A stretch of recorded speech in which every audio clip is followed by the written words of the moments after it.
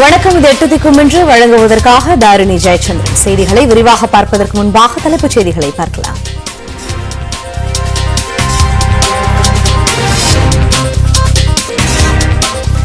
திருவண்ணாமலை மாவட்டத்தில் ஒரே இரவில் 4 ஏடிஎம்களில் 72 லட்சம் கொள்ளை.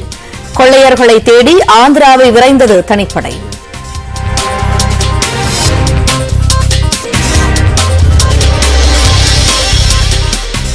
திருவண்ணாமலை மாவட்ட ஏடிஎம் கொள்ளைகளுக்கும் பெரம்பூர் நகைக்கடை கொள்ளைக்கும் தொடர்பா? தனிப்படை போலீசார் தீவிர விசாரணை.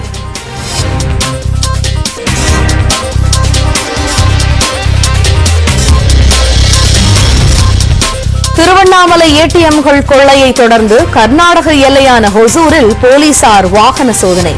காஞ்சிபுரம் உள்ளிட்ட இடங்களில் தங்கும் விடுதிகளிலும் காவலர்கள் ஆய்வு.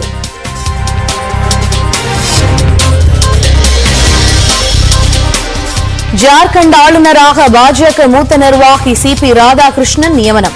மணிப்பூர் ஆளுநராக இருந்த இல கணேசன் நாகாலாந்திற்கு மாற்றம்.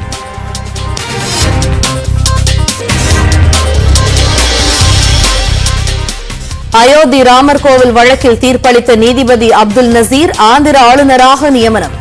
13 மாநிலங்களுக்கு புதிய ஆளுநர்களை நியமித்தார் குடியரசுத் தலைவர் திரௌபதி முர்மு.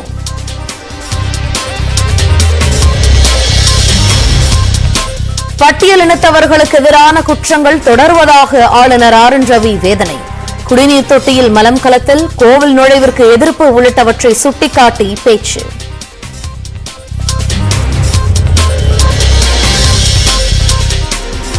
டெல்லி மும்பை அதிவிரைவு சாலையின் முதல் பகுதியை நாட்டிற்கு அர்ப்பணித்தார் பிரதமர் நரேந்திர மோடி.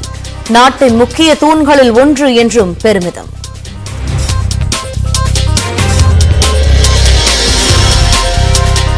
ஈரோடு இடைத்தேர்தலில் காங்கிரஸ் வேட்பாளருக்கு ஆதரவாக அமைச்சர்கள் செந்தில் பாலாஜி, செஞ்சி மஸ்தான் தீவிர பரப்புரை. அதிமுக வேட்பாளர் தென்னரசுவிற்கு முன்னாள் அமைச்சர்கள் வாக்கு சேகரிப்பு.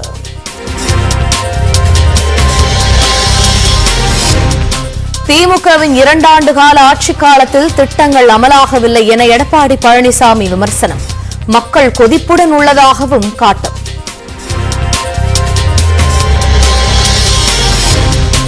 வாணியம்பாடி அருகே பட்டாசு கடையில் தீ விபத்து.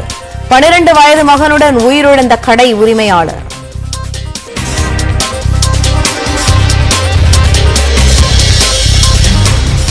அரசியலுக்காக சமரசம் செய்து கொள்ளும் நிலை என கமல்ஹாசன் பேச்சு. சாதிதான் தனது அரசியல் எதிரி என்றும் உறுதி.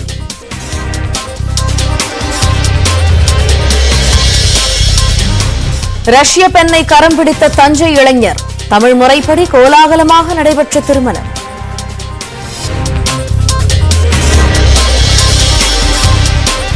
சிவகங்கை மாவட்டம் இளையான்குடியில் RSS பிரமுகர் வீட்டில் நாட்டு வெடிகுண்டு வீச முயற்சி.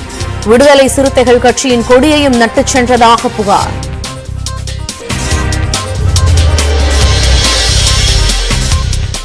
கோபிச்செட்டிப்பாளையம் அருகே இறந்த இருவரின் உடலை வீட்டுக்குள் வைத்திருந்த பரிதாபம். அடக்கம் செய்ய பணம் இல்லாததால் வீட்டுக்குள்ளேயே வைத்திருந்ததாக 60 வயது பெண் வேதனை.